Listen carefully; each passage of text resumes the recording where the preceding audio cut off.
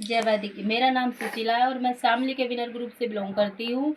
आज मैं वैदिक के प्यारे से मिशन हेल्थ वेल्थ के मिशन को पूरी ऑल इंडिया में प्रमोट कर रही हूँ।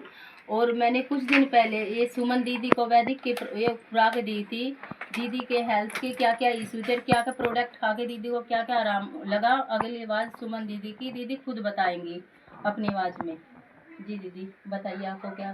जी गुड मॉर्निंग, मेरा नाम सुमन है जी और मुझे सांस की दिक्कत थी, इसलिए मैंने इसमें से क्या नाम जी 9 और 36 यूज़ करा था, जिससे मुझे बहुत आराम है। जी दीदी। सांस की दिक्कत थी मुझे और मेरा नमूनिया सा खराब हो रहा था, इसमें मुझे बहुत फायदा है। जय वैदिक।